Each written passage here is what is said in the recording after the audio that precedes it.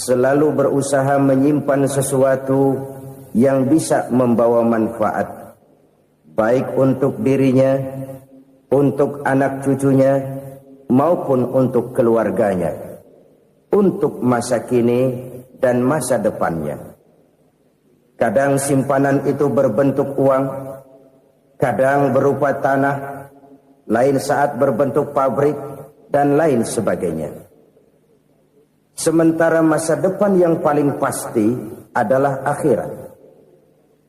Jika untuk masa depan dunia kita rela memeras keringat, membanting tulang, pergi pagi dan pulang petang, menyimpan uang, menyimpan tanah, menyimpan pabrik, pernahkah kita merenung jika satu saat kiamat datang, kita dibangkitkan dari kubur masing-masing, berdiri di padang mahsyar untuk mempertanggungjawabkan seluruh kegiatan hidup kita di dunia ini? Lalu kita akan menuju ke alam akhirat. Sudahkah kita mempunyai simpanan untuk akhirat kita? Pada pertemuan kali ini saya ingin menyampaikan sebuah hadis di mana Rasulullah sallallahu alaihi wasallam bersabda, "Arba'un min kanzil jannah." Simpanan sorga ada 4 macam. Yang pertama, ikhfa'us sadaqah, menyembunyikan sedekah. Saudara-saudara kaum muslimin, sebagaimana yang kita maklum bahwa Allah Subhanahu wa taala melebihkan sebagian rezeki dari kita terhadap yang lain. Ada yang kaya, ada yang setengah kaya, ada yang miskin, ada yang setengah miskin, dan selanjutnya. Ada yang gajinya kecil tapi penghasilannya gede. Ada yang penghasilannya gede tapi nggak punya gaji. Ada juga yang memang gajinya gede dan penghasilannya gede. Kelebihan rezeki merupakan sunnatullah dan tidak harus membuat kita merasa lebih dari yang lain. Bahkan sebaliknya, kelebihan itu harus membuat kita ringan tangan untuk menolong mereka yang memang memerlukan pertolongan. Kalau saudara diberikan ilmu, maka pertanyaan akhirat cuma satu: ilmumu kau amalkan untuk apa? Kalau saudara diberikan umur yang panjang, pengadilan akhirat juga bertanya satu: umurmu kau habiskan di mana? Tapi kalau saudara diberikan harta, pengadilan akhirat akan bertanya dua: hartamu kau dapat dari mana, kau belanjakan kemana? Dari mananya ditanya, dan kemananya juga ditanya. Oleh karena kita akan dimintakan pertanggungan jawab, maka amanah yang bernama harta ini harus kita gunakan dengan sebaik-baiknya. Ada penggunaan yang merupakan kewajiban, itu zakat namanya. Ada penggunaan yang sewaktu-waktu, itu infak namanya. Ada yang lebih sewaktu-waktu lagi, dan itu sedekah namanya. Zakat dia terikat oleh haul dan nisab, oleh putaran batas waktu dan ukuran dari harta itu sendiri. Sedangkan infak terikat oleh situasi dan kondisi perekonomian seseorang. Sedangkan sedekah tidak terikat dengan apapun. Dalam kondisi seperti apapun kita bisa melakukan sedekah dengan yang terkecil sekalipun. Sampai-sampai Rasulullah sallallahu alaihi wasallam mengajarkan, la tahqiranna minal ma'rufi syai'an walau an talqa akhaka biwajhin talik. Atau ada hadis, tabassumuka fi wajhi akhika laka shadaqah. Senyumanmu kepada temanmu adalah sedekah. Jadi untuk melakukan sedekah tidak harus dalam berbentuk uang. Dengan ilmu kita bisa sedekah, dengan tenaga kita bisa bersedekah, dengan pikiran kita bisa bersedekah, bahkan senyum kepada teman itu pun sedekah. Jadi kalau sedekah dengan uang memang belum punya uang, nyengir aja banyakin. Itu asal pada tempatnya, jangan lalu ketemu tiang listrik cengengesan. Tentu tidak pada tempatnya dan tidak wajar. Nah, sedekah yang paling dicintai Allah adalah sedekah yang disembunyikan. Artinya, jauh dari sifat riya. Kan kadang-kadang ada orang sedekah itu disebutkan namanya, apa tidak bagus? Kalau memang niatnya ikhlas, ya bagus-bagus saja. Untuk memberikan sugesti kepada yang lain. Di Fulan bin Fulan nyumbang sekian, diumumkan. Boleh kalau niatnya untuk memberikan rangsangan kepada yang lain supaya dia menyumbang lebih besar dari orang tadi. Tapi kalau itu mendatangkan riya, maka sedekah yang paling dicintai Allah adalah sedekah yang disembunyikan. Tangan kiri saja tidak tahu apa yang diberikan oleh tangan kanan. Sedekah yang dilakukan dengan ikhlas akan merupakan perbendaharaan surga, tersembunyi dari pandangan orang lain, tidak seorang pun tahu. Karena memang sikap yang baik adalah melupakan kebaikan dan mengingat kesalahan. Itu salah satu ciri orang bahagia. Orang yang selalu mengingat kesalahannya dan berusaha melupakan segala kebaikannya. Kalau dia akan berada kebaikan, dia tidak bisa ikut, dia merasa rugi karena dia merasa belum pernah berbuat baik. Tapi kalau akan melakukan kesalahan baru, dia ingat kesalahan yang sudah-sudah, sehingga terhalang baginya untuk melakukan satu kesalahan baru. Demikianlah saudara-saudara, bahwa Allah melebihkan rizki sebagian kita dari yang lain, agar terjadi tolong-menolong dalam kehidupan ini. Jadi kesenjangan yang nature, kesenjangan yang alami, itu sunnatullah. Ada yang kaya, ada yang miskin, ada yang kelas menengah. Nah, kenapa lalu sekarang kita berusaha mengentaskan kemiskinan? Oleh karena adanya kesenjangan struktural. Kalau yang kaya bisa semakin kaya, kenapa yang miskin tidak bisa naik jadi ikut sedikit kaya? Sebab pada dasarnya Islam adalah agama yang sejak turunnya sudah berupaya memerangi kemiskinan. Bahkan dikatakan kemiskinan itu mendekatkan kepada kekufuran. Orang kalau miskin udah dekat banget sama kafir. Gampang menjadi kafir. Berapa banyak saudara-saudara kita yang oleh karena soal perut, oleh karena soal materi, terpaksa meninggalkan dan menanggalkan akidahnya. Menjual petunjuk yang diberikan Allah dengan kesenangan dunia yang cuma sebentar ini. Na'udzubillah, thumma na'udzubillah. Jadi makin kita sembunyikan satu sedekah, semakin banyak perbendaharaan kita di surga. Sedekah yang paling dicintai Allah adalah sedekah yang disembunyikan. Malahan ada seorang sufi, dia punya kebiasaan kalau pergi sholat Jumat dia bawa uang, itu uang dia taruh di bawah tikar masjid. Dia niat sedekah kepada siapa saja yang nemuin itu duit. Maksudnya apa? Supaya yang nemuin nggak tahu siapa yang punya duit. Demikian dia saking ingin menyembunyikan sedekahnya. Karena sifat riya itu bisa memakan amal kita sendiri. Riya itu termasuk menyebut-nyebut kebaikan kita. Orang yang suka nepuk dada, sedikit-sedikit ngitungnya kalau nggak gua. Tuh kalau nggak gua tuh. Tuh yang belas itu kalau nggak gua. Iya kalau nggak lu kenapa emang? Orang yang suka menepuk jasad. Tuh biasanya memang begitu saudara-saudara. Kalau perang lagi berkecamuk, orang nggak sempat ngaku jadi pahlawan. Tapi begitu perang selesai, yang kagak kenal bedil ngaku pahlawan, mas. Itu sesuatu yang biasa. Oleh karenanya, orang-orang yang ikhlas dalam bersedekah, disembunyikannya sedekah itu, Allah cinta betul. Malahan ada hadis memberikan jaminan, inna sadaqatal mar'il muslimi tazidu fil umri wa tadfa'u mitatas su'i. Sesungguhnya sedekahnya seorang mukmin tazidu fil umri, bisa menambah umur panjang. Wa tadfa'u mitatas su'i, dan menyelamatkan manusia dari mati secara su'ul khatimah. Jadi siapa yang kepengen panjang umur, banyaklah sedekah. Yang bosan hidup, pelit terus. Sedekah menambah panjang umur dan menyelamatkan manusia dari mati secara su'ul khatimah. Pak, katanya umur itu nggak bisa ditambah, nggak bisa dikurangin. Kapan? Kalau ajal sudah datang. Fa idza jaa ajaluhum la yastakhiruna sa'atan wa la yastaqdimun. Kalau ajal datang tidak bisa dimajukan, tidak bisa dimundurkan. Itu kalau ajal sudah datang.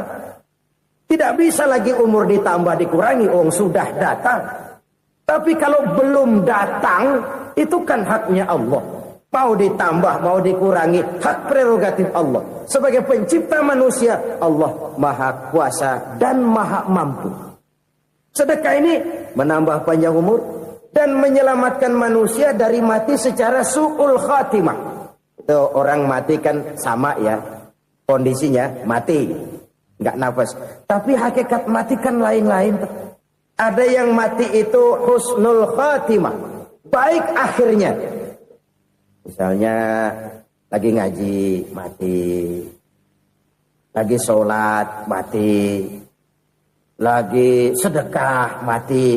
Ini yang dinamakan dengan husnul khatimah, baik di akhirnya.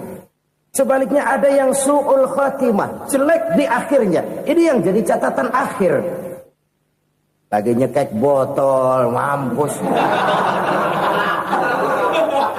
Lagi banting kartu, modar. Su'ul khatimah, jelek pada akhirnya. Sedekah menyelamatkan manusia dari mati secara su'ul khatimah. Dan kita semua kepengen mendapat husnul khatimah, jauh dari su'ul khatimah. Oleh sebab itu yang bisa menyelamatkan kita dari penyakit itu antara lain adalah sedekah yang disembunyikan. Yang dikerjakan dengan ikhlas karena Allah. Tidak karena kepengen dipuji orang, tidak karena ingin dikatakan orang pemurah, sebab orang dermawan itu orang yang memberi tanpa harus diminta. Kalau masih harus diminta, ya belum dermawan namanya, masih harus diminta. Kalau nggak diminta ya tulus, lolos, polos. Saudara-saudara kaum muslimin rahimakumullah.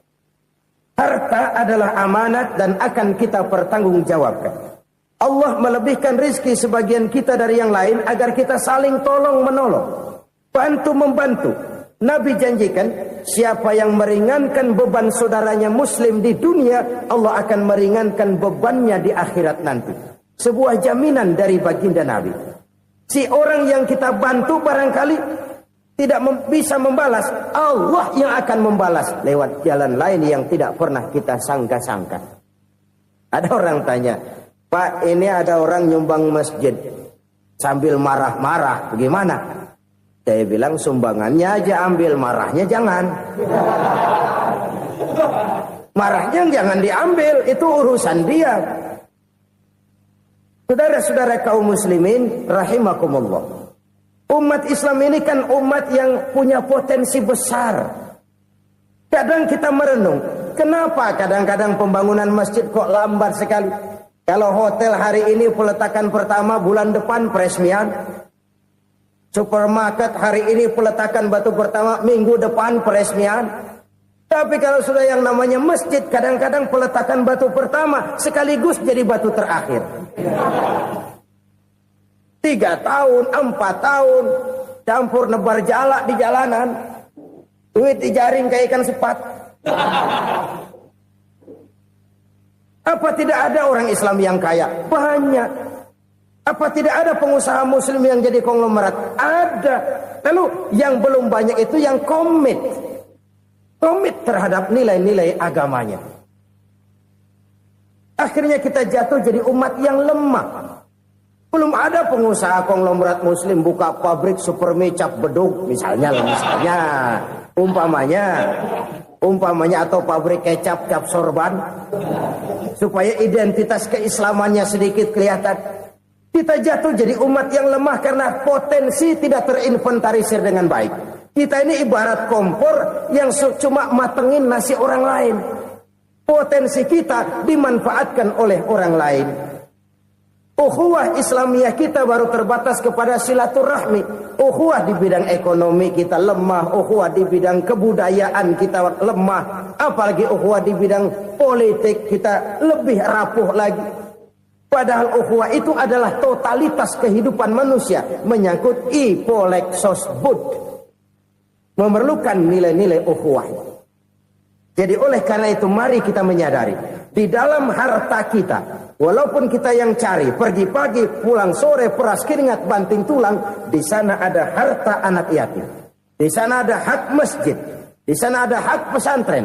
Di sana ada hak jihad. Berbahagialah seseorang apabila dia oleh Allah dijadikan keran. Keran itu menyimpan air, tapi tidak untuk dirinya, tapi disalurkannya kepada mereka yang memang memerlukannya. Saudara-saudara kaum muslimin rahimakumullah, ini yang pertama. Jadi perbendaharaan surga adalah menyembunyikan sedekah. Orang lain nggak tahu, kita pun nggak pernah ngitung-ngitung. Kita anggap lewat begitu saja, padahal itu deposit akhirat. Satu. Yang kedua, perbendaharaan surga itu apa? Wa kitmanul musibah, menyembunyikan kesulitan. Kadang orang takut menghadapi kesulitan. Tapi makin kita merenung, hidup ini kan sebenarnya urusan. Takut sama urusan, ya jangan hidup. Tandanya orang hidup itu kalau punya urusan. Urusan melupakan problem. Problem sering menimbulkan kesulitan. Kesulitan bukan untuk ditakuti, tapi untuk diatasi dan dicarikan jalan keluarnya. Siapa sih orangnya yang gak pernah sulit-sulit? Makin tinggi status sosialnya, makin gede urusannya. Makin tinggi kualitas imannya, makin berat tingkat kesulitannya. Cuma memang yang namanya enak itu seperti pelangi. Biang lala itu nggak pernah di atas kepala kita, di atas kepala orang melulu. Lu sih enak lu, kata kita. Dia juga bilang, yang enak kan lu. Pelangi itu nggak pernah di atas kepala kita. Kata tukang beca, aduh enak ya naik Mercy. Kata tukang beca, apa yang di dalam mobil Mercy? Aduh enak bener tukang beca, di jok ngeringkuk ngorok pulas bener. Saya kamar pakai AC, sejuk, tempat tidur sutra, empuk, alga, spring bed, kulak kulik nggak bisa pulas kalau belum minum Valium, belum tidur. Enak bener tukang beca, di jok ngorok nggak tahu wetan kulon. Si tukang beca bilang yang di Mercy enak, yang di Mercy bilang tukang beca enak. Inilah enak. Nggak pernah di atas kepala kita, di atas kepala orang lain melulu enak itu. Nah, saudara-saudara, yang merupakan perbendaharaan surga itu orang yang bisa menyembunyikan kesulitan, baik pribadi ataupun rumah tangga. Nih terutama rumah tangga yang jadi soalnya. Kadang-kadang kita ini kalau senang, sebaliknya kalau senang kita diam, kalem aja, cuek. Banyak banget duit kita, bawaan diam aja udah. Malah ketemu orang takut. Tapi begitu susah, sekampung tahu. Padahal Nabi mengajarkan perbendaharaan surga itu menyembunyikan musibah, menyembunyikan kesulitan. Kalau enak, cerita sama orang-orang. Kalau nggak enak, rasain sendiri, tekan sendiri, atasin sendiri. Kita kan sebaliknya. Tenang kita diam. Asal lagi susah, paling tidak kita nyari teman buat cerita kesusahan. Siapa orangnya yang nggak pernah susah? Cuma soalnya bagaimana kita mengatasi kesusahan itu sendiri. Begitu juga misalnya kalau orang sudah berumah tangga, itu orang tuanya harus menjadi tempat dia cerita yang enak-enak saja. Yang nggak enak rasain berdua, selesaikan berdua, atasin berdua. Jangan dibalik. Asal senang diam, giliran susah saja. Maknya laporan. Terbalik. Bisa menjaga security informasi. Maka nama bayam keluar diam. Malah seluitan. Enak amat lo makan daging ayam. Security informasi. Saudara-saudara kaum muslimin rahimakumullah. Ujian yang terberat itu yang pernah diberikan kepada para nabi, para rasul, para aulia, para ulama. Makin tinggi keimanan, makin berat bentuk kesulitan. Ayo saya kemukakan satu contoh saja. Ada seorang nabi yang kaya, nabi kaya, namanya Nabi Ayub. Iblis kalau orang begini kan keki, ibadahnya rajin, kaya. Nih yang kayak begini susah digodain. Kalau ibadahnya rajin, miskin, kali bisa disogok. Sini imannya mantap, ibadahnya rajin, kaya, nabi lagi. Oh, tapi namanya iblis nggak kurang akal. Laporan, Tuhan, kenapa Les? Ya ini bahasa saya, bahasa Qurannya sih nggak gitu. Itu hambamu yang namanya Ayub, dia rajin ibadah cuma karena dikasih kaya aja. Coba kasih miskin dia, berhenti dia sembahyang. Ah, kamu bisa aja. Saya tahu Ayub itu hambaku yang ikhlas. Saya buktiin Tuhan, silahkan. Dibuktiinlah, iblis turun ke alam ini. Yang mula-mula dia lakukan, dia rusak sawah ladang Nabi Ayub. Dia binasakan binatang ternak Nabi Ayub. Sehingga dalam waktu singkat, jatuhlah Nabi Ayub dari orang paling kaya jadi orang paling miskin. Beliau masih ibadah di mihrab dalam masjid. Datang iblis. Saudara Ayub, ya, lagi ngapain? Ibadah. Nyembah Allah, nyembah Allah. Oh, percuma. Kenapa? Tuhan yang ente sembah nih, dia udah bikin miskin ente. Sawah ladang ente hancur lebur, binatang ternak binasa. Sekarang ente jadi orang paling miskin. Ngapain nyembah Tuhan kayak begitu? Tekor. Udah berhenti dah ibadah, berhenti ibadah. Ini iblis sama Tuhan laporannya lain, yang dikerjakan kepada Nabi Ayub juga lain. Benar begitu iblis kata Nabi Ayub? Iya. Sawah ladang saya habis, buras. Binatang ternak saya binasa, binasa. Saya miskin, bangpak. Apa jawab Nabi Ayub? Bukan innalillahi, ya ini hebat. Alhamdulillahillazi a'tani wa akhza minni. Segala puji bagi Allah yang telah memberikan harta kepada saya dan sekarang mengambilnya lagi. Alhamdulillah. Allah yang ngasih, Allah yang ambil. Itu mah urusan Allah. Iblis cuman ibadah jalan terus, sujud lagi Nabi Ayub. Iblis seleher gondok banget. Dasar Nabi nggak mempan dia apa-apain. Miskin malah alhamdulillah. Allah yang ngasih, Allah yang ngambil. Jadi kalau kita tidak komit, kita tidak terikat kepada kaya, miskin, senang, susah, apa yang bisa bikin kita susah?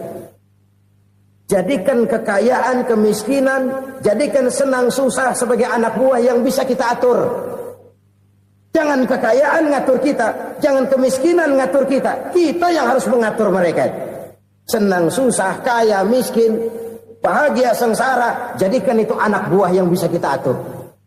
Kalau sekarang kita kaya, lain saat boleh jadi kita miskin, semiskin-miskinnya. Allah yang ngasih, Allah yang ngambil. Tenaga mana yang bisa menghalangi? Ibadah jalan terus. Iblis makin gondok. Dasar Nabi loh. Akhirnya apa? Nabi Ayub dikerjain, diberikan penyakit. Demikian fatal penyakitnya. Bayangin, udah miskin sakit. Masya Allah. Miskin sakit. Sakitnya nggak lama, kira-kira 16 tahun. Istrinya 3, 2 mental minta ceraiin. Ngerawatin laki bengek begini. Senang belum tentu, susah udah pasti nih. Cerai aja, cerai dah. Cerai. Tinggal satu Siti Rahmah yang setia menemani beliau. Sesetia-setianya hati perempuan.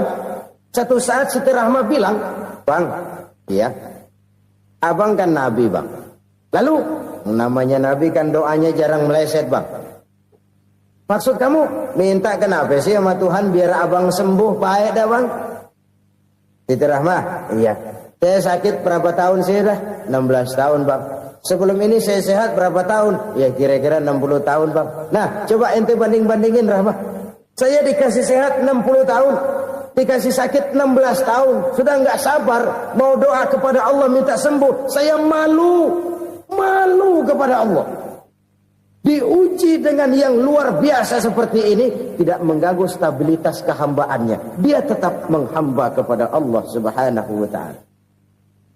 Saudara-saudara kaum muslimin rahimakumullah. Kunci menghadapi kesulitan itu apa? Allah jelaskan dalam satu ayat, wa basyiris sabirin alladzina iza asabathum musibah qalu inna lillahi wa inna ilaihi raji'un.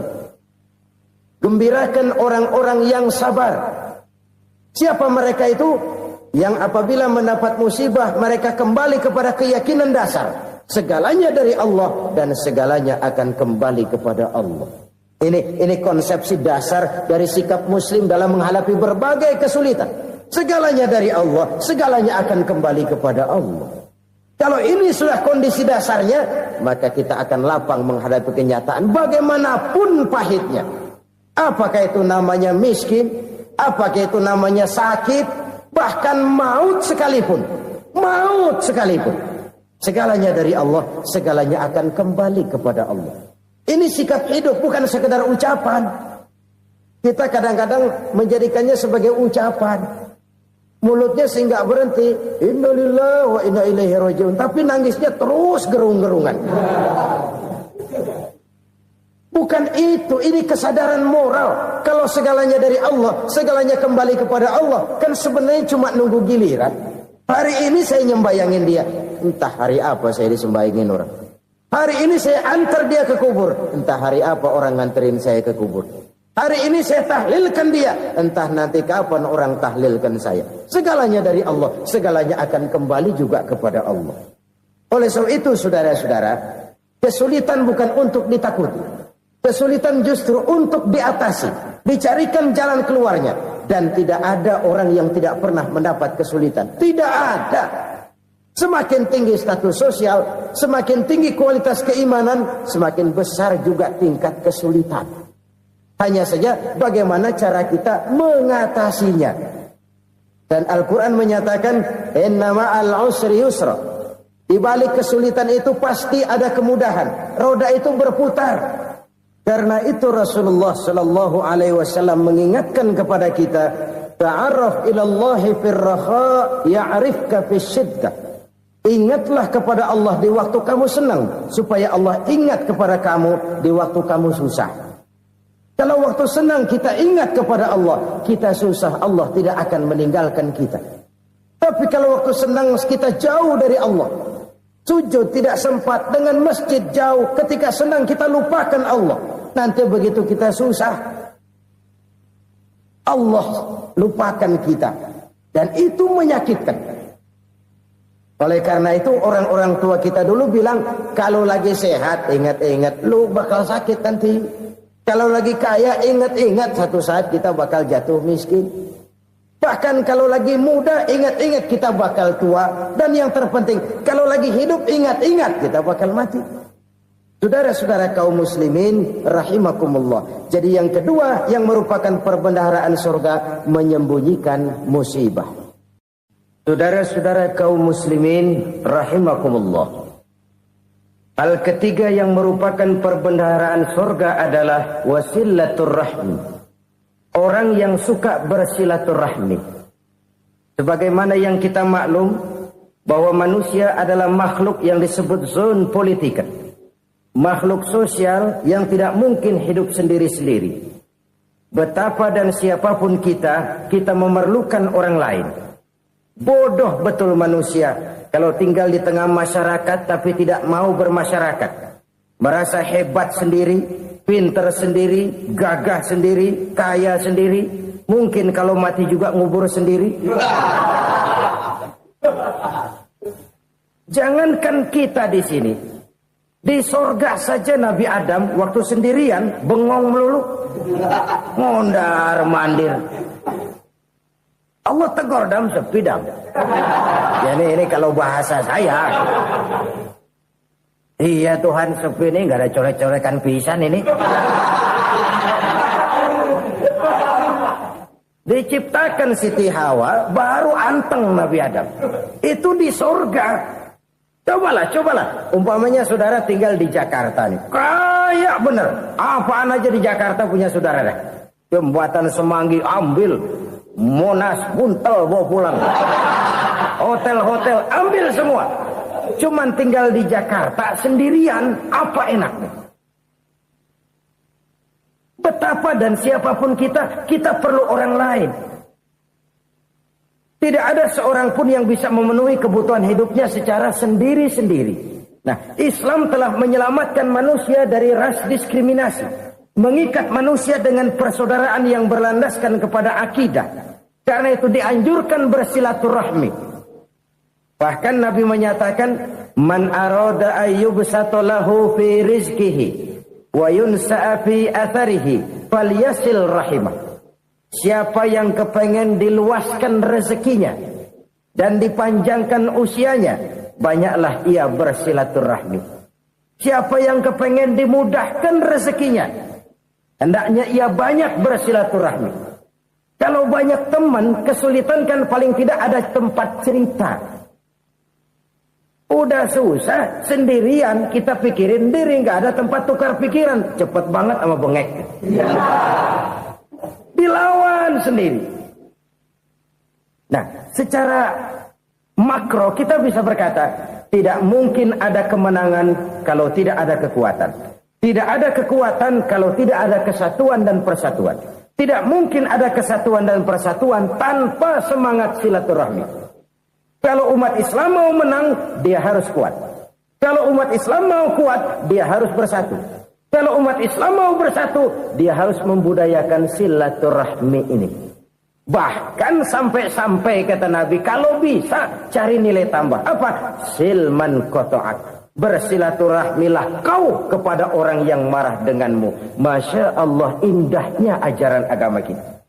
Orang yang marah pun kepada kita, kata Nabi, kalau bisa bersilaturahmilah kepadanya, kepada orang yang marah itu. Di situ nilai tambah. Cuman jujur nih hadis, ngucapinnya gampang, ngamalinnya yang berat banget.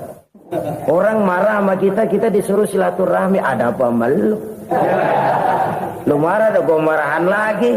Tunggu pikirin.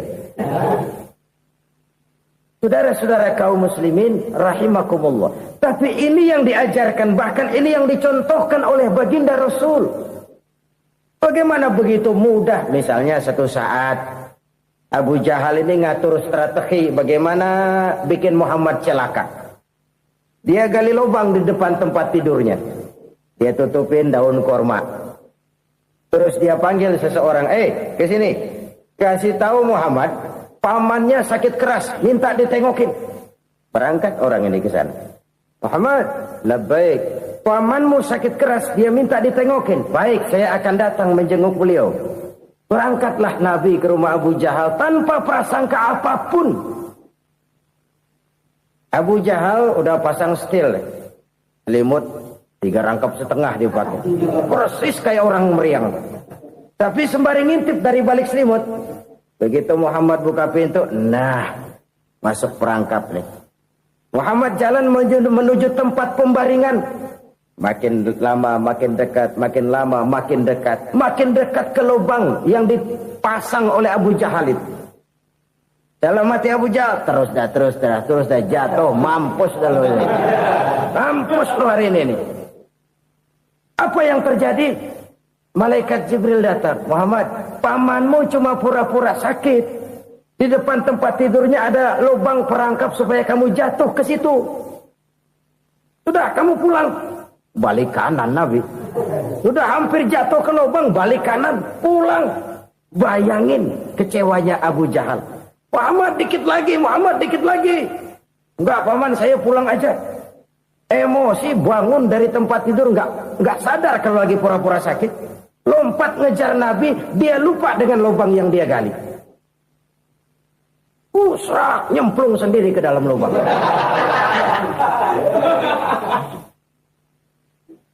Nabi terus berlalu. Ini terjadi keanehan. Jatuh ke lubang yang dia gali itu sebenarnya nggak terlalu dalam ya, antara 3-4 meteran lah. Tolong, saya jatuh ke lubang ini. Datanglah pelayan-pelayannya itu. Angkat saya dari sini. Oh, yang ngulurin tambang. Satu gulung, belum juga nyampe itu tambang. Kurang, beli lagi ke warung. Sambung, ulur lagi, nggak juga bisa sampai. Wah, ini kerjaan Muhammad ini. Tolong, siapa salah seorang kamu ke rumah Muhammad, kasih tahu encangnya kecebur. Minta ditolongin. Sampaikan kepada Rasul. Kenapa? Pamanmu jatuh ke lubang, Muhammad minta tolong diangkatin. Tambang udah nyambung-nyambung nggak nyampe juga. Ya, nanti saya datang, saya tolong. Coba. Nyata-nyata orang berniat jahat mau mencelakakan dia. Datang dia menolong. Ini yang disebut air tuba dibalas air susu ya ini. Bukan sebaliknya. Air tuba dibalas air susu. Paman, kecebur ya? Iya Muhammad, tolong ini. Pegang tangan saya. Nabi ulurkan tangannya. Nyampe. Dipegang oleh Abu Jahal. Diangkat ke atas. Sampai atas. Apa kata Abu Jahal? Sihirmu memang hebat Muhammad. Udah ditolongin dikata sihir. Yang enak kita kemplang kan itu orang begitu. Urusan apa? Tapi inilah akhlak. Kalau bisa kamu bersilaturahmilah dengan orang yang marah kepadamu sekalipun. Orang marah kita tetap baik. So, kalau kita berbuat baik sama orang yang memang baik, rasanya sih biasa-biasa aja. Orang baik kita baik lagi. Ya draw aja, belum ada nilai tambah di situ. Baru ada nilai tambah kalau kita bisa berbuat baik kepada orang yang nyakitin kita. Itu namanya kita setingkat di atas dia. Dia sakitin kita, kita berbuat baik sama dia. Dia pelit sama kita, kita baik sama dia. Dia marahin kita, kita deketin dia. Di situ kita punya nilai tambah. Jadi siapa yang ingin diluaskan rezekinya kata Nabi dan dipanjangkan umurnya, hendaklah ia banyak-banyak bersilaturahmi. Sederhana sebenarnya silaturahmi, tapi silaturahmi membangkitkan semangat kesatuan dan persatuan. Kesatuan dan persatuan melahirkan kekuatan. Dalam matematika 1 ditambah 1 pasti 2. Tapi di tengah masyarakat 1 orang takut ditambah 1 orang takut, hasilnya jadi 2 orang setengah berani. Kenapa setengah berani? Karena udah berdua. Tadi pan takut sendirian. Kalau dia kumpul turu-turu takutlah jadi berani. Kita yang lemah, kita yang tidak berdaya, kita yang miskin, kalau mau kompak bersatu, apa yang nggak bisa kita kerjain? Apalagi tinggal di kota besar, pilihan cuma 2. Bertahan atau minggir. Bertahan atau minggir. Untuk bisa bertahan harus mampu bersaing. Untuk mampu bersaing harus punya keahlian. Keahlian harus ditunjang dengan pendidikan, ditambah oleh kekompakan sebagai umat. Udah miskin mencar mulu, orang injek kita. Orang nggak pandang urusan apa yang malu. Oleh karena itu silaturahmi pada hakikatnya merupakan roh dari ukhuwah yang diajarkan oleh agama kita. Bagaimana Islam menyelamatkan masyarakat manusia dari ras diskriminasi, mengikat manusia, dan tidak ada persaudaraan yang lebih indah selain persaudaraan yang diikat dengan nilai-nilai akidah. Sepanjang orang di jalan Allah, itulah saudara kita. Keluar dia dari jalan Allah, selesailah persaudaraan sampai di situ. Karena itu, kalau ingin menyimpan sesuatu di surga, banyaklah bersilaturahmi. Datang ke rumah ini, datang ke rumah itu, dan lain sebagainya. Itu simpanan kita di akhirat nanti. Ini yang ketiga. Saudara-saudara, yang keempat, perbendaharaan surga itu apa? Wa qawlu la hawla wa la quwwata illa billah. Ucapan la hawla wa la quwwata illa billah. Ibadah kan ada yang berat, modalnya besar.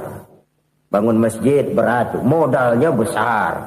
Bangun rumah sakit berat, modalnya besar. Ada ibadah yang berat, tapi modalnya ringan. Misalnya puasa. Puasa itu berat, mengendalikan nafsu. Kalau sekedar nggak makan nggak minum sih enteng, mengendalikan nafsu itu jihad terbesar. Tapi kan modalnya ringan, cuma niat saja. Ini ibadah berat, modalnya ringan. Ada ibadah yang ringan, modalnya juga enteng. Seperti termasuk ucapan la haula wa la quwwata illa billah. Tanpa sadar, la haula wa la quwwata illa billah. Nyelengin tuh di surga.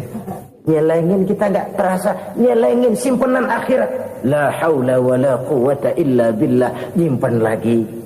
Kaget. La haula wa la quwwata illa billah. Nyimpan lagi. Banyak simpenan.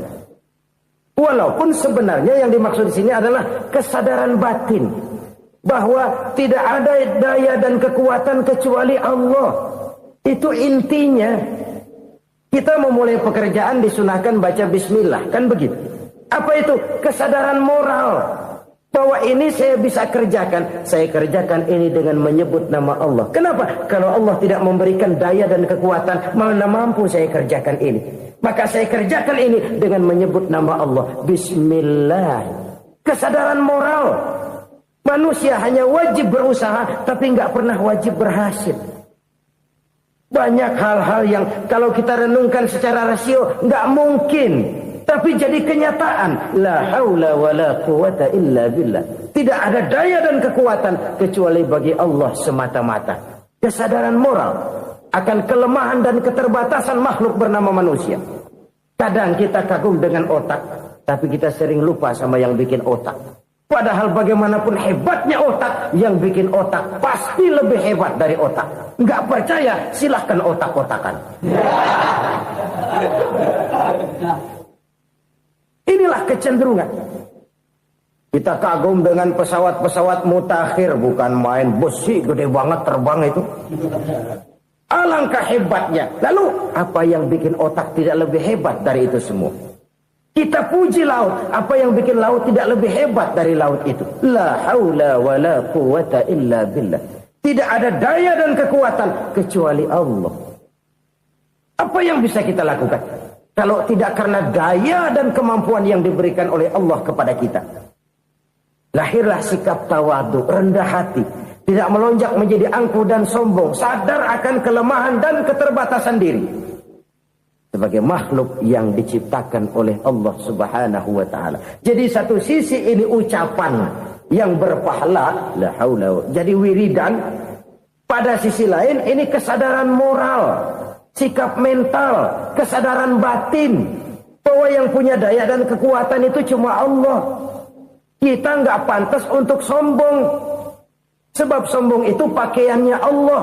Kita nggak sedang pakai pakaian Allah, kegedean.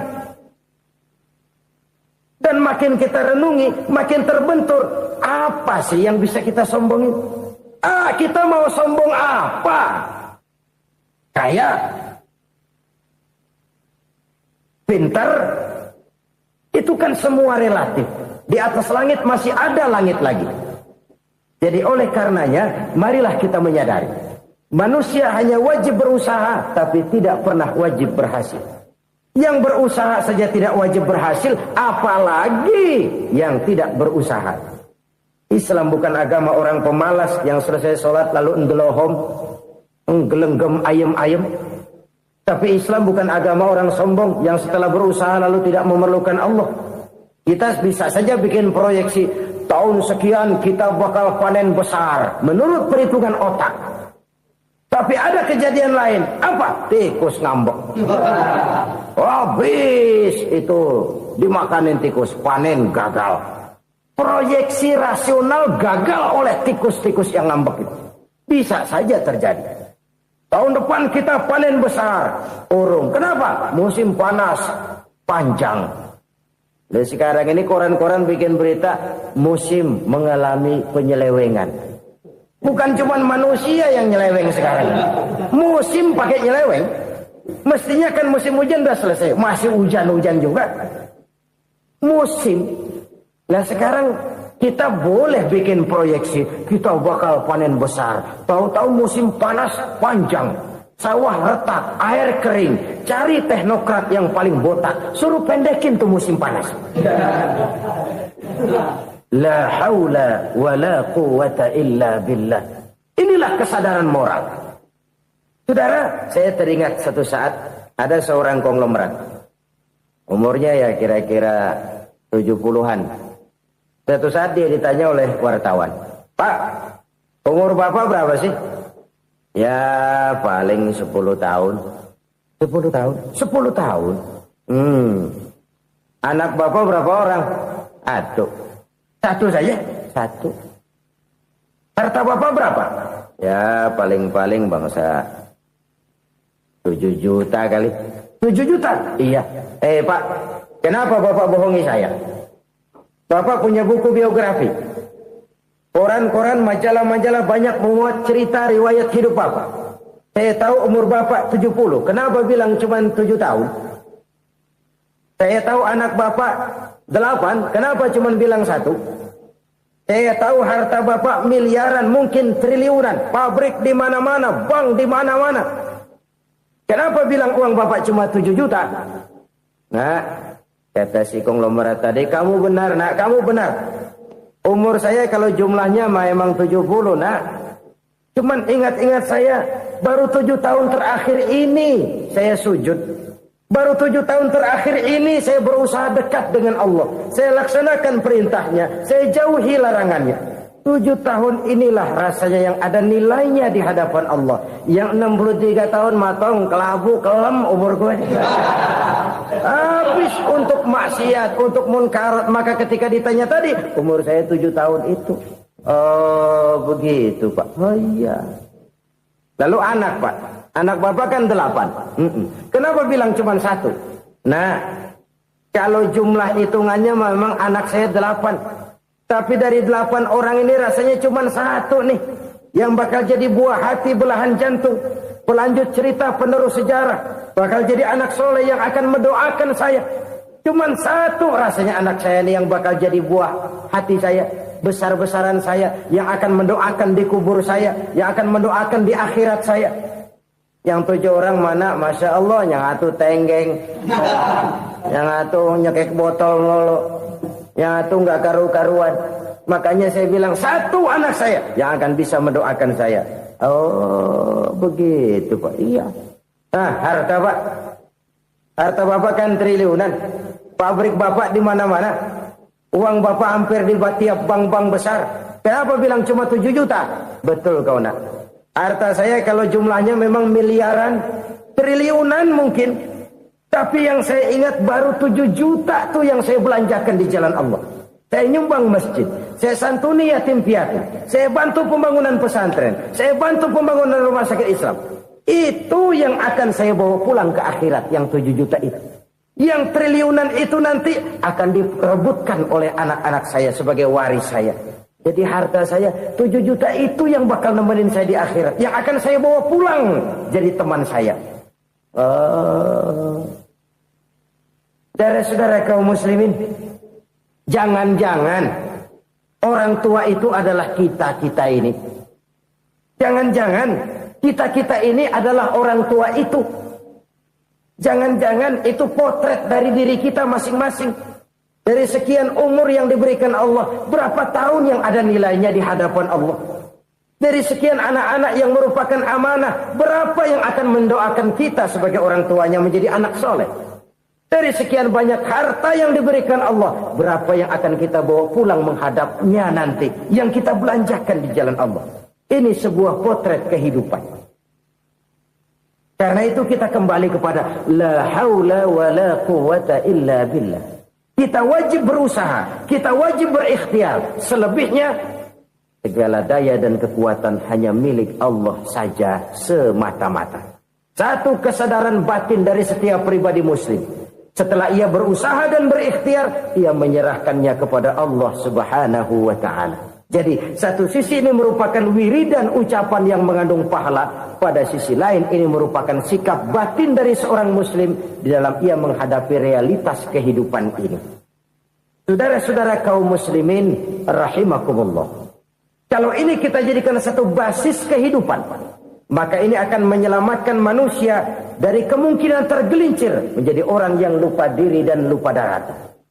Sebab itu Imamul Ghazali berpesan, Jadidis safinah fa innal bahra amiq wa khuziz zad fa inna safara ba'id wa khaffifil hamla fa innal hamla sadid. Perbarui selalu kapalmu karena lautan sangat dalam. Bawa bekal yang banyak karena perjalanan ini sangat jauh.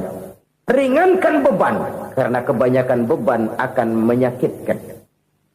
Alangkah indah kalimat ini, alangkah dalam makna yang terkandung di sana. Perbarui selalu kapalmu karena lautan sangat dalam. Apa artinya ini? Jaga mentalmu baik-baik. Pelihara imanmu baik-baik karena hidup penuh cobaan seperti lautan. Kita kalau berlayar di lautan kan kadang-kadang tenang, angin bertiup sepoi-sepoi basah. Jika malam datang bintang gemintang bertabur menghias cakrawala. Rembulan memantulkan sinarnya dengan indah. Dalam keadaan begitu berlayar enak. Tapi lain saat ombak menggunung, halilintar menyambar, angin topan bertiup.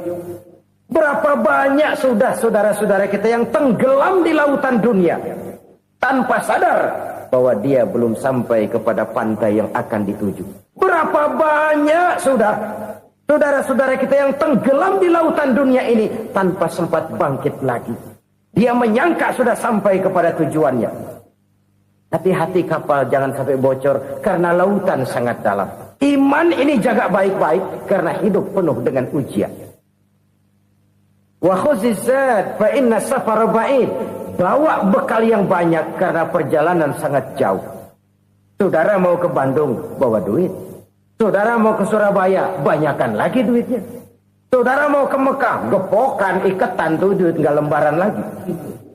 Makin jauh perjalanan, makin banyak bekal yang harus kita bawa.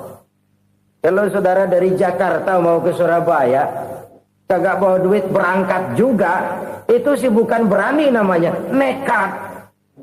Sampai Surabaya belum tentu, sengsara di jalan udah pasti. Kenapa? Nggak bawa bekal berangkat. Sama juga kita nih, misalnya belum sempat sembahyang, mati. Waduh, berani banget orang. Belum punya bekal, mati. Sengsara di jalan. Atau bekal tidak cukup. Dari Jakarta saudara mau ke Surabaya, bawa duit 500 perak. Paling jauh Cikampek nyampenya itu. Paling jauh itu. Antara jauhnya perjalanan dengan bekal yang saudara bawa tidak seimbang. Hidup ini perjalanan panjang. A walking tour. Dimulai dari alam arwah. Sebelum jasad diciptakan, roh diciptakan lebih dulu. Dari situ pindah ke alam rahim. Dari alam rahim pindah ke alam dunia. Dari alam dunia pindah ke alam barzah. Baru menuju akhirat. Satu perjalanan panjang. Kalau bekal tidak bawa, sengsara di jalan. Bawa bekal yang banyak karena perjalanan ini sangat jauh.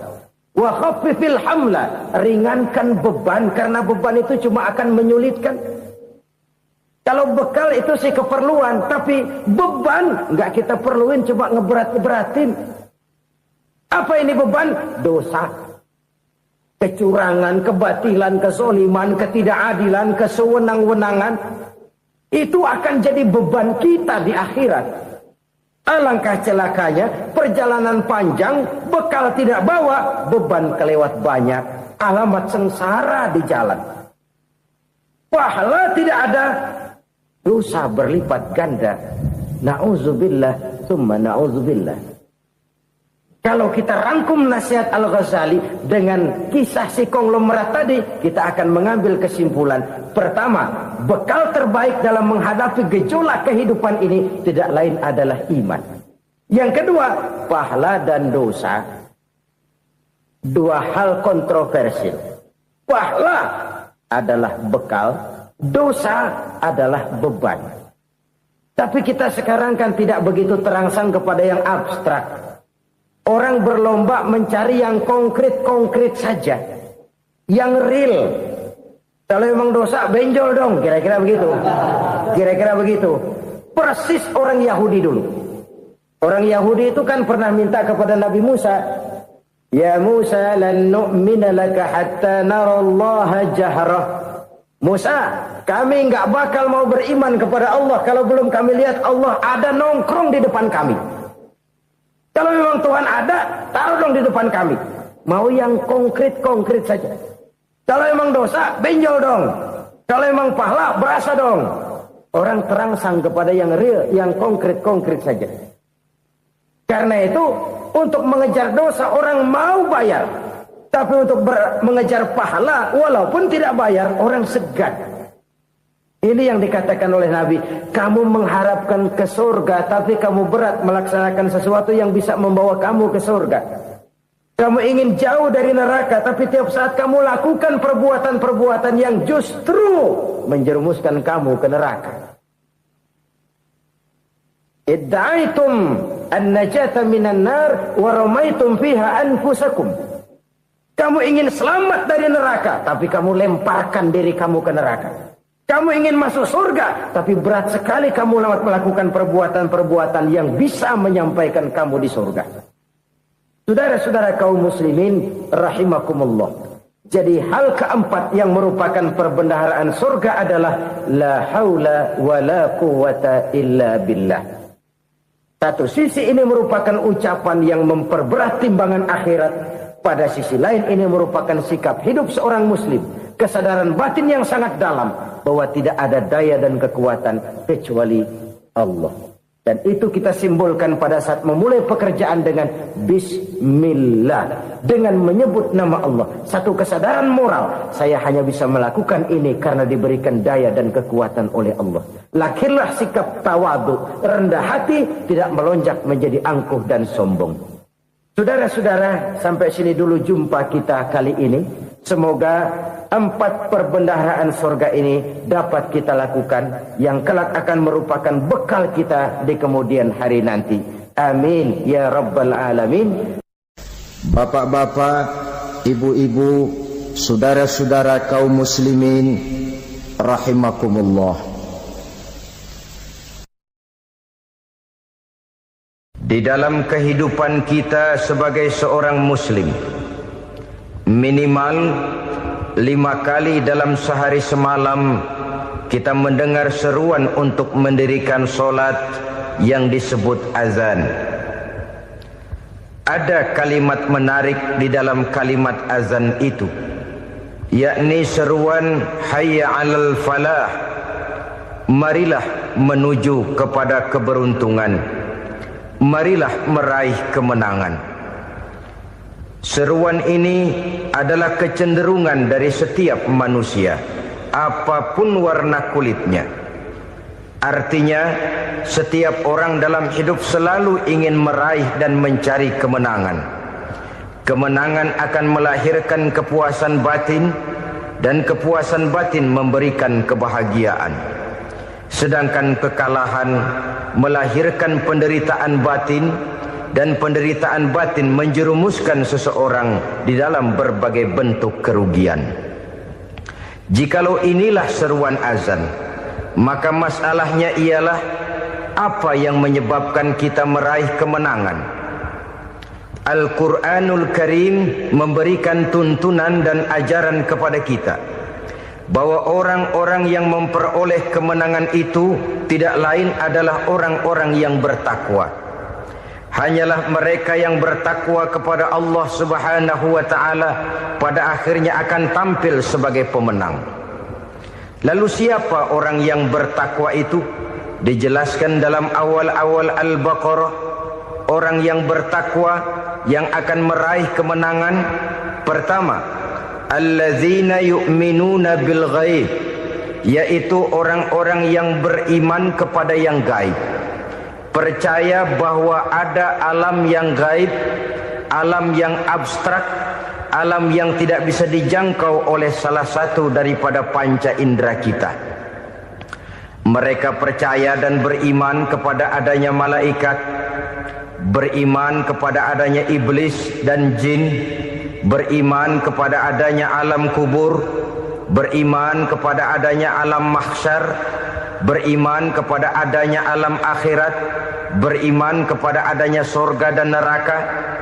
Beriman bukan cuma sekedar beriman dalam ucapan bibir saja, tetapi beriman yang nilai iman itu mampu mewarnai gerak dan gaya hidupnya. Iman yang meresap sampai ke tulang sumsum, kemudian memberikan dampak positif di dalam kehidupan manusia. Alam, kita tahu, adalah sesuatu yang selain Allah, dan Allah bukanlah alam. Apapun namanya selain daripada Allah, itu adalah alam. Alam pada hakikatnya terbagi menjadi 2. Ada alam syahadah, alam nyata, alam konkret, alam yang bisa dijangkau oleh salah satu indera kita. Kemudian ada alam ghaib, alam yang tidak bisa dijangkau oleh panca indera kita, alam metafisika, alam abstrak, alam yang wajib kita imani keberadaannya. Kita percaya bahwa malaikat itu ada, Kita percaya kepada jin, bahwa jin itu ada. Kita percaya kepada adanya iblis dan setan. Bukan percaya kepada iblis dan setannya, percaya bahwa iblis dan setan itu ada. Itu termasuk salah satu daripada sifat orang yang bertakwa kepada Allah. Saudara-saudara kaum muslimin rahimakumullah, kecenderungan pembangunan yang lebih bersifat materialistis biasanya menggeser aspek kehidupan rohani. Orang berpikir empiri, dan dalam pola pikir yang demikian maka alam gaib tidak lagi mendapat perhatian. Aspek kehidupan yang bersifat rohaniah malah mulai ditinggalkan. Akibatnya terjadilah kepincangan di dalam kehidupan kita. Pernah ada satu pengalaman pribadi dalam perjalanan kembali ke tanah air. Dalam pesawat di sebelah kanan saya duduklah seorang Jerman namanya Heiner Simonsen. Iseng saya ajak kenalan, saya ajak ngobrol, saya tanya dia. Saya bilang, Mas Heiner ini, kalau pesawat yang kita tumpangi ini jatuh ke bawah, kira-kira apa yang bakal terjadi, Mas? Dia bilang, kita semua akan mati. Begitu? Iya. Oke. Apa itu mati? Tanya saya. Dia bilang, untuk tahu apa itu mati, kita harus tahu lebih dahulu apa itu hidup. Saya pikir nih bule bisa ngomong juga. Baiklah kata saya. Apa hidup menurut Anda itu? Oh, hidup itu dia bilang, kalau seluruh anggota badan kita bekerja secara normal, paru-paru memompa darah secara normal, jantung berdetak secara normal, sel-sel tubuh bekerja secara fit, dan organisme tubuh hanya mau bekerja secara normal, dia bilang, kalau kita memberi makan yang cukup, menu yang teratur, dan gizi yang lengkap. Saya bilang, kesimpulannya apa, Ner? Dia jawab, hidup adalah dari tangan ke mulut. Life is from the hand to the mouth, kata dia. Hidup adalah dari tangan ke mulut. Jadi masalah hidup tidak lebih daripada masalah isi perut. Orang pergi pagi, pulang sore, peras keringat, banting tulang, perut yang dibelain. Saya bilang, you are wrong. Sampean salah, Ner. Kamu orang Islam bukan? Bukan. Pantas. Kenapa saya salah? Dia bilang, ya jelas salah. Salahnya di mana? Kamu ini manusia. Kalau hidup cuma dari tangan ke mulut, saya bilang, kambing di kampung saya juga begitu pikirannya, Ner. Itu kambing di kampung saya, asal perutnya kenyang, sudah hidup dia. Perkara besok bagaimana, lusa prospeknya macam mana, bulan depan ada apa, kambing nggak pernah mikir. Di kampung saya kambing juga pikirannya begitu. Kamu Kristen ya? Tadinya.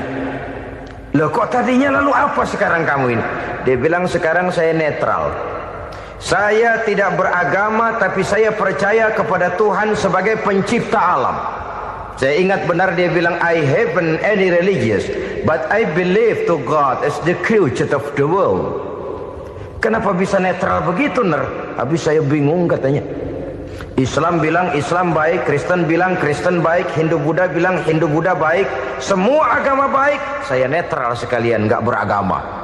Yang penting saya percaya kepada Tuhan. Saya bilang, Ner, kamu ini kayak orang mau beli celana, lalu bingung. Yang satu bilang Levi's bagus, yang satu bilang Blue Jean hebat, yang satu bilang Wool England hebat. Celana ini hebat, celana itu bagus, celana ini hebat. Semua celana bagus, kamu bingung. Akhirnya netral, tidak pakai celana. Itu juga salah. Saya pikir-pikir, kemudian saya melihat bahwa dua pola berpikir Heiner ini nampaknya sudah mulai menggejala di lingkungan masyarakat bangsa kita. Disadari atau tidak, secara jujur kita harus berkata, dua pola pemikiran Henner ini mulai berkembang di tengah masyarakat bangsa kita. Pertama, pola pikir materialisme. Hidup adalah dari tangan ke mulut. Masalah hidup tidak lebih masalah isi perut. Itu yang perlu dibela, dan disitulah arti kehidupan. Pergi pagi, pulang sore, peras keringat, banting tulang untuk mempertahankan perut. Kalau sudah kemari cara orang berpikir, maka buat apa percaya kepada yang gaib? Untuk apa sholat? Untuk apa puasa? Untuk apa zakat? Untuk apa menghadiri majelis taklim?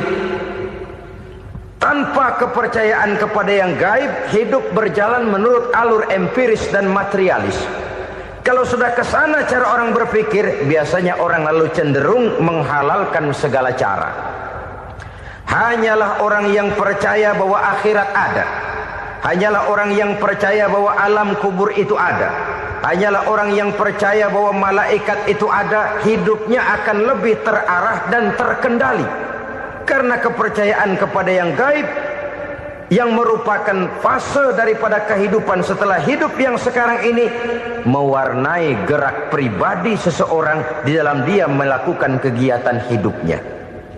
Pola berpikir materialisme, disadari atau tidak, mulai menggejala di lingkungan masyarakat bangsa kita.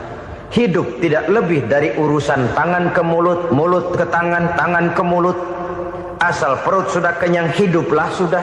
Perkara bagaimana prospek hari yang akan datang, bagaimana akhirat, tidak jadi persoalan. Ini yang oleh Nabi diperingatkan, ad-dunya sijnul mu'min wa jannatul kafir. Dunia adalah penjara bagi orang beriman dan surga bagi orang kafir. Dulu di zaman Belanda hadis ini pernah disalah tafsirkan, disalah artikan, digunakan sebagai senjata untuk mengkebiri dan membuat impoten umat Islam. Sudahlah, umat Islam gak usah macam-macam, kata Belanda. Dunia ini kan penjara buat orang Islam, surga buat orang kafir. Di penjara jangan bertingkah.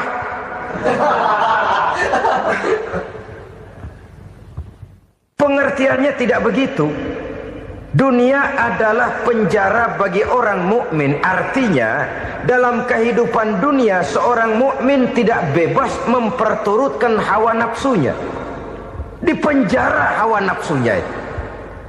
Sebaliknya, surga bagi orang-orang kafir.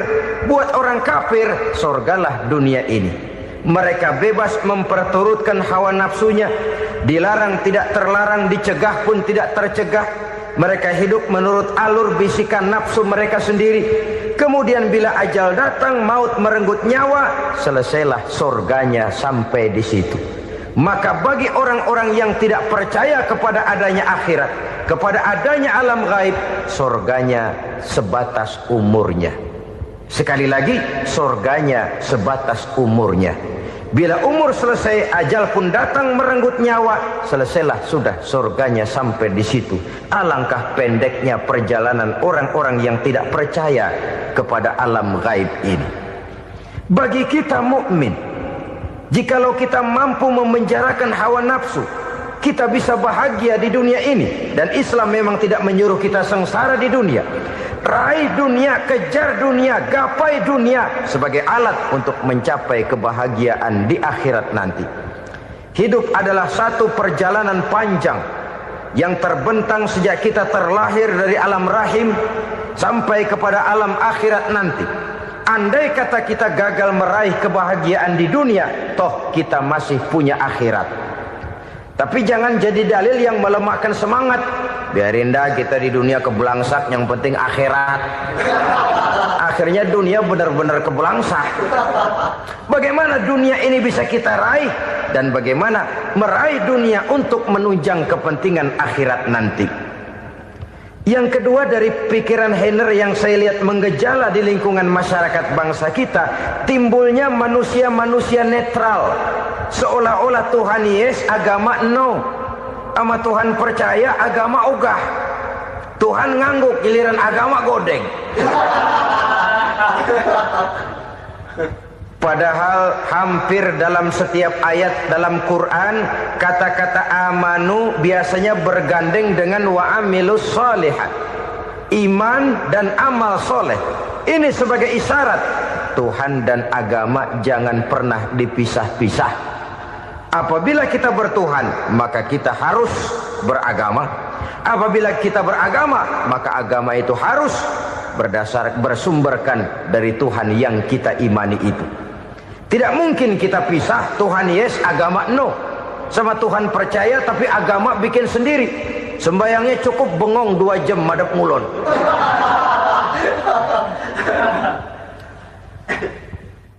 Saudara-saudara kaum muslimin rahimakumullah. Jadi dengan demikian, agama yang kita akui merupakan unsur mutlak di dalam pembangunan sekarang ini, merupakan bagian dari kehidupan yang menuntun kita bahwa di balik alam nyata ini, di balik alam syahadah ini ada alam gaib. Dan mudabbir, murabbi, yang mengatur, yang menguasai, yang memelihara baik dia alam nyata, baik dia alam gaib, tidak lain adalah Allah Subhanahu wa ta'ala. Di sana ada satu super power, satu maha kekuatan yang kita perlu bersandar kepadanya. Sebagai makhluk nyata yang hidup di alam nyata, berbuatlah secara nyata sebagaimana harusnya kita berbuat. Karena Islam jelas bukan agamanya orang pemalas. Islam jelas bukan agamanya orang yang mengajarkan setelah selesai sholat boleh duduk, nggelenggem ayam-ayam, ndelohom, menghitung bintang di langit sambil menunggu keajaiban. Tidak. Islam adalah agama yang mengajarkan apabila sholat sudah selesai kamu kerjakan, bertebaranlah di permukaan bumi, cari karunia Tuhanmu. Jangan hidup berpangku tangan menunggu keajaiban. Karena hidup bukan undian. Jangan berharap untung besar tanpa mau peras keringat. Tapi di sebalik itu toh kita juga harus yakin bahwa di sisi usaha nyata yang kita lakukan ada satu super power, satu maha kekuatan gaib yang menentukan berhasil dan tidaknya usaha kita. Kepercayaan kepada hal semacam inilah yang mendorong kita untuk mempunyai sandaran vertikal, agar jikalau usaha ini berhasil, kita tidak lupa diri dan lupa daratan. Jikalau usaha ini gagal, kita tidak putus asa dan buruk sangka, tidak cupik pandangan dan sempit hati, tapi mampu melihat persoalan dengan kacamata putih sambil husnuzon kepada Allah Subhanahu wa ta'ala. Kita percaya malaikat itu ada. Ada yang namanya raqib dan atid, mengawasi gerak hidup kita sampai kepada gerak hati kita. Ini memberikan sugesti agar kita berhati-hati. Tidak sejengkal tanah pun kita bisa berlindung dari pengawasan raqib dan atid. Ada munkar nakir yang akan menyoal kita di alam kubur. Ada malaikat Malik, penjaga neraka. Ada malaikat Ridwan yang menjaga surga. Kita percaya kepada adanya jin, kita percaya kepada adanya setan, iblis. Percaya kepada adanya, bukan mempercayai si setan, si iblis lalu menjadikannya sebagai teman. Tidak. Percaya bahwa mereka itu ada dan merupakan makhluk Allah yang gaib yang diciptakan Allah Azza wa Jalla. Kepercayaan kepada alam gaib memberikan motivasi terhadap gerak lahir manusia, sehingga dengan motivasi kepercayaan kepada yang gaib, gerak lahir jadi lebih terarah, jadi lebih terpelihara. Pernah seseorang bertanya, "Pak, apakah adanya akhirat bisa dibuktikan secara ilmiah?" Saya bilang tidak bisa, tidak bisa. Kenapa? Karena yang berangkat nggak pernah pulang kembali lagi. Kalau dia pulang kemari bisa kita tanya bagaimana enak di sono. Cuma secara moral saya katakan, lebih beruntung orang yang percaya kepada akhirat daripada yang tidak. Sekarang saudara percaya akhirat ada, lalu saudara baik-baik di dunia, sholat, puasa, zakat, menolong orang lain, menebarkan kebajikan. Saudara mati, andai kata akhirat tidak ada, toh dalam hidup saudara sudah berbuat baik. Paling tidak nama saudara akan dikenang sebagai orang baik. Sebaliknya, saudara percaya, kata saya, bahwa akhirat tidak ada, lalu hidup semau-maunya, tenggelam dalam maksiat dan munkarat, menentang Allah, tidak mau ruku dan sujud. Lalu saudara mati, kemudian akhirat ada, ayo mau apa? Bekal tidak punya. Jadi secara moral lebih beruntung orang yang percaya kepada adanya akhirat daripada yang tidak percaya. Dan itu alam gaib yang tidak bisa dibuktikan secara eksat. Jangankan untuk membuktikan seperti itu, dalam kehidupan sehari-hari saja yang kita rasakan tidak selalu berbentuk toh. Angin, bagaimana sih bentuknya angin? Kita tidak tahu. Merah, buktinya kalau dikerok merah. Yang merah itu kulit, yang kulit kita bukan anginnya. Sakit, rasa sakit itu ada, tapi bagaimana bentuk sakit kita nggak pernah tahu. Kalau kita makan cabai pedas, bagaimana bentuk pedas itu tidak ada, tapi rasa ada. Bentuk pedas hijau, cabainya bukan pedasnya. Tidak semua yang kita rasakan bisa kita gambarkan dalam bentuk yang konkret. Oleh karena itu, sekali lagi bahwa kepercayaan kepada alam yang gaib mampu memberikan satu sugesti yang menata kehidupan seseorang lebih lurus, lebih terarah, dan lebih terkendali. Maka wajar kalau kepercayaan kepada yang gaib mengantarkan seseorang untuk meraih kemenangan. Kenapa? Dia percaya kepada yang gaib, bahwa akhirat ada, bahwa alam kubur ada, bahwa pertanggungan jawab itu ada. Maka dia lalu tidak hidup saenae udele dewe, itu loh. Tidak hidup menurut seleranya sendiri, terarah, teratur. Ini cirinya yang pertama. Orang bertakwa yang akan meraih kemenangan, mereka beriman, mereka percaya kepada yang gaib. Bahkan hal-hal konkret saja selalu berangkat dari yang gaib. Saudara-saudara, para remaja, para pemuda sekarang ini tidak pernah tahu toh siapa yang akan jadi teman hidup saudara. Kita bisa saja ngerancang, mentargetkan, tapi toh akhirnya yang namanya jodoh bukan kekuasaan kita. Rezeki di luar kemampuan kita. Begitu juga ajal, maut, jodoh, ajal adalah contoh-contoh konkret bahwa pada akhirnya yang gaiblah yang menentukan. Bertahun-tahun ngelancong, emang jodoh seret nggak jadi.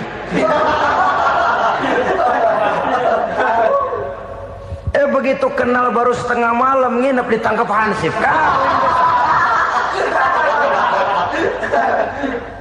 Hal-hal semacam itu kadang-kadang kita berpikir suuzon, gilet, perempuannya cakep banget, lakinya rebek amat. Memang begitulah jodohnya. Memang begitulah jodohnya. Saudara hadirin ma'asyiral muslimin yang saya hormati, jadi hal-hal yang konkret saja kita yakini sepenuhnya ditentukan oleh satu superpower yang gaib itu tadi. Dari sanalah segala ketentuan itu berangkat dan kesanalah segalanya akan kembali. Maka kepercayaan kepada yang gaib meluruskan gerak hidup seseorang dan itu akan mengantarkan dia kepada meraih kemenangan. Satu. Yang kedua, wa yuqimunas shalah. Orang bertakwa yang akan meraih kemenangan itu adalah orang-orang yang mendirikan sholat. Kenapa sholat mengantarkan orang untuk meraih kemenangan? Yang jelas, inna sholata tanha anil fahsya'i wal munkar. Sholat mampu mencegah manusia dari perbuatan keji dan munkar. Banyak filsafat hidup yang terkandung di dalam sholat ini. Sejak kita wudhu sampai kita menghadap ke arah kiblat, sampai kita melakukan gerak-gerak sholat, bacaan-bacaan yang ada di dalam sholat, lalu sampai kepada mengucapkan salam. Banyak filsafat hidup yang terkandung di dalam sholat. Umpamanya saja, setelah takbiratul ihram, mulai kita dengan sholat dalam posisi berdiri. Diajarkan dalam kitab-kitab fikih agar kita melihat ke arah tempat sujud. Ini kan filsafat kehidupan. Kalau kamu sholat dalam posisi berdiri, lihat tempat sujud. Jangan sholat mata jelalatan, sebab nanti bisa mengurangi kekhusyuan. Jadi wajar kalau yang dikatakan bahwa yang paling afdol adalah shaf yang di depan. Kenapa? Secara harfiah pengertiannya akan lebih mengundang kekhusyuan. Kenapa? Kalau kita di shaf paling depan, di masjid umpamanya paling banter kita lihat tembok. Tapi kalau kita shaf di tengah atau di belakang, orang-orang di depan kita pun akan kelihatan. Yang bajunya loreng, yang bajunya genggang, yang bajunya macam-macam. Kita lihat, kadang-kadang kita pikirin, ada yang bajunya bolong. Kita sholat tapi dalam hati, nih orang bajunya robek yang nggak tahu apa. Ada saja hal-hal yang mengusik kekhusyuan kita. Oleh sebab itu diajarkan dalam posisi berdiri, lihat, arahkan pandangan matamu kepada tempat sujud. Ini kan filsafat kehidupan. Maksudnya apa? Kalau lagi diri lihat dong tempat sujud. Kalau udah di atas ingat dong sama yang bawah. Kalau sudah tinggi ingat dong dari mana kamu berangkat. Kalau sudah berkuasa bantu dong yang lemah. Kalau sudah kaya santuni dong yang miskin. Kalau sudah alim bimbing dong yang awam. Ini filsafat kehidupan. Dalam posisi berdiri kau lihat tempat sujud. Ini akan melahirkan kepekaan sosial, di mana seseorang mau tahu kepada orang lainnya. Bagaimanapun kaya kita, tinggi pangkat dan jabatan kita, jikalau hidup hanya untuk kepentingan perut sendiri saja, rasanya belum membawa manfaat di dalam kehidupan kita. Tapi efek yang tertinggi sesungguhnya, sholat mencegah manusia dari perbuatan keji dan munkar. Perbuatan keji dan munkar, walaupun kelihatannya mendatangkan uang, membawa keuntungan, tapi itu keuntungan semu, keuntungan sementara. Dengan menipu orang lain kita bisa dapat untung, tapi tidak membawa berkah. Dan itu adalah kerugian besar dalam kehidupan kita.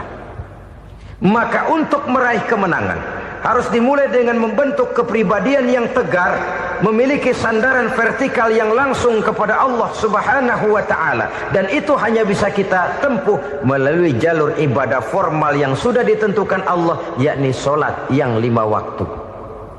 Untuk memperkuat itu ada sholat-sholat sunnah, rawatib, nawafil sebagai terminal-terminal kontrol cadangan untuk memelihara stabilitas temperatur batin di dalam kita berhubungan dengan zat yang maha gaib, yaitu Allah Subhanahu wa ta'ala. Orang sering bertanya, Pak, itu tetangga saya nggak sholat, duitnya nggak habis-habis, Pak. Nggak sholat tapi mobilnya tambah terus. Nggak sholat tapi usahanya makin maju.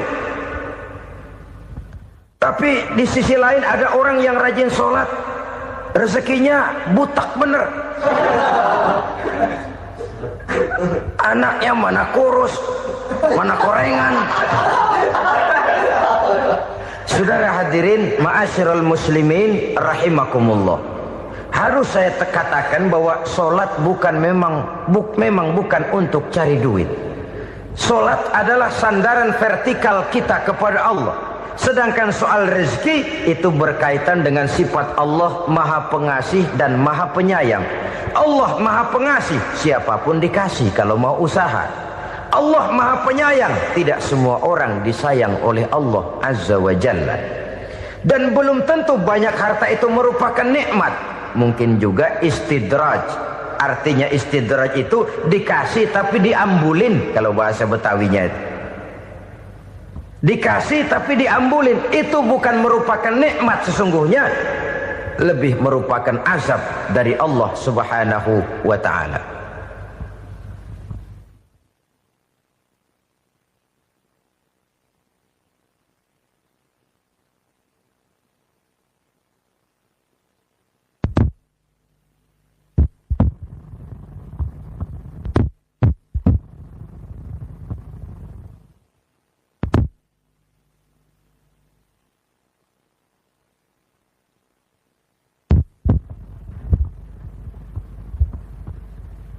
Agama mempunyai sistem sholat, dan kita umat Islam telah dituntun oleh Allah Subhanahu wa ta'ala yang wajibnya 5 kali dalam sehari semalam mendirikan sholat, dan itu tentu berada dalam jangkauan kemampuan manusia.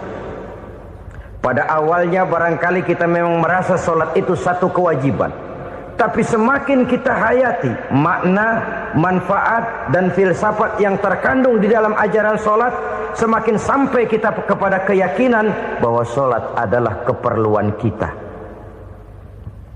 Sehingga pada waktu tertentu dinilai puncaknya, kita tidak lagi akan berkata, saya wajib sholat, tapi kita akan berkata, saya perlu sholat. Kalau kita sudah merasakan itu adalah keperluan kita, nah di sanalah kita baru akan merasakan ruginya kalau hal itu tidak kita laksanakan. Sepanjang kita masih berkata saya wajib sholat, kita akan lebih merasakan dia sebagai beban ketimbang sebagai keperluan. Yang jelas Allah tidak memerlukan ibadah yang kita laksanakan ini. Dengan kata lain, andai kata satu dunia penuh ini orang tidak ada yang sholat satu pun, Allah tidak akan turun dari jabatan Tuhan. Jangan lalu berpikir kalau kita ngambek se-RW kagak sembahyang Tuhan tekor kali ini ya. Tentu tidak. Itu perlunya kita, bukan perlunya Allah. Dan pada induknya kita akan berkata, saya perlu agama. Kalau secara induk kita sudah memerlukan agama, maka konsep-konsep yang ada di dalam ajaran agama itu pun adalah juga merupakan keperluan kita. Baik dia bernama sholat, baik dia bernama puasa, baik dia bernama zakat, baik dia bernama haji, seluruhnya adalah keperluan kita. Dan sesuatu yang kita perlukan apabila tidak kita laksanakan akan melahirkan kerugian di dalam kehidupan. Jangan heran kalau kita membaca riwayat perjalanan hidup para salafus soleh, orang-orang soleh. Ada yang tahajud sampai 100 rakaat, ada yang sholat malam kakinya sampai bengkak. Kita sekalinya bengkak biri-biri. Ada yang sholat membaca surah dalam Al-Quran sampai khotam Quran. Kok mau? Mereka sudah merasakan itu keperluan. Itu saja soalnya. Satu saat pun jikalau kita merasa bahwa itu keperluan saya, kita pun akan melaksanakan seperti itu. Keperluan saya dalam kehidupan. Inilah yang kedua. Yang ketiga, orang bertakwa yang akan meraih kemenangan itu, wa mimma razaqnahum yunfikun. Mereka membelanjakan sebagian daripada rezeki yang diberikan Allah kepada mereka. Mereka infakkan di jalan Allah. Ada satu dialog menarik. Satu hari seorang anak muda bertemu dengan seorang kakek-kakek yang sudah dikenalnya baik. Bertanyalah anak muda ini, "Kek, umur kakek berapa tahun?" 15 tahun, kata si kakek. Anak kakek berapa orang? 1. Harta kakek berapa banyak? 15 juta. Si anak muda ini bengong. Lalu protes. Kok kakek bohongin saya? Kenapa? Saya tahu umur kakek 70 tahun. Kenapa ngaku 15? Saya tahu anak kakek 5. Kenapa bilang 1? Saya tahu kakek miliuner. Miliaran uang kakek. Kenapa ngaku cuma 15 juta? Begini, kata si kakek tadi. Benar, umur saya 70 tahun. Tapi dari umur yang 70 tahun itu baru 15 tahun terakhir ini saya merasakan ibadah kepada Allah. Meninggalkan maksiat, jauh dari segala macam munkarat. Maka yang 15 tahun inilah yang benar-benar saya rasakan sebagai umur saya. Benar anak saya 5, tapi yang 4 susah diatur. Cuman 1 rasanya nih yang bakal jadi si buah hati belahan jantung pelanjut cerita penerus sejarah. Cuma 1 ini yang saya harapkan, yang akan jadi anak soleh, yang akan membuat saya menerima pensiunan pahala. Kalau yang 4 apek dah, nggak ada harapan. Nah, tuh nyekek botol melulu. Oh begitu. Iya. Lalu kenapa kakek bilang harta kakek cuma 15 juta padahal saya tahu kakek uangnya miliaran, depositonya banyak? Ya karena 15 juta itulah yang saya ingat yang pernah saya belanjakan di jalan Allah. Saya merasa itulah harta saya yang sebenarnya. Yang miliaran yang saya simpan di bank kelak kalau satu saat saya mati akan jadi rebutan di antara anak-anak saya. Iya kalau anak saya soleh kayak yang satu ini. Kalau yang 4 tadi udah tulen dia bakal berantem dah berebut tuh. Jadi 15 juta yang saya belanjakan di jalan Allah inilah yang saya merasakan benar-benar harta saya yang sesungguhnya. Dialog ini patut menjadi bahan renungan kita bersama. Diberikan kita umur 40, 50, 60, 70, 80. Berapa tahun dari umur yang diberikan itu yang jalan mulus, yang kita gunakan untuk melaksanakan ibadah? Banyak harta kita simpan di bank, di lemari, di dompet, di tas. Tapi berapa yang sudah kita depositokan di jalan Allah yang akan menemani kita di hari kita kembali nanti? Maka orang bertakwa yang akan meraih kemenangan, wa mimma razaqnahum yunfikun, mereka membelanjakan sebagian dari rezeki yang diberikan Allah di jalan Allah Subhanahu wa ta'ala. Ma'asyiral muslimin rahimakumullah. Zahirnya memang kita memberikan kepada orang lain, tapi hakikatnya kita menyimpan untuk diri kita sendiri. Kita memberikan kepada yatim piatu 25.000. Zahirnya kita memberikan si yatim, hakikatnya kan kita cuma nyimpan. Saya berikan titip kepadamu, ini untuk saya di akhirat. Kau boleh belikan baju, kau boleh belikan untukmu makan, kau boleh bayarkan sekolahmu. Ini untuk saya. Hakikatnya kita nyumbang masjid 1 juta, zahirnya kita berikan kepada panitia masjid, tapi hakikatnya kan cuma titip 1 juta ya untuk saya di alam kubur nanti. Silakan kau boleh belikan semen, ini uang, belikan besi, belikan pasir. Saya cuma sekedar titip untuk kepentingan saya. Hakikatnya kita cuma sekedar menitip. Sebagaimanapun pada hakikatnya, apapun yang kita miliki dalam kehidupan kan cuma sekedar hak guna pakai, bukan hak milik mutlak.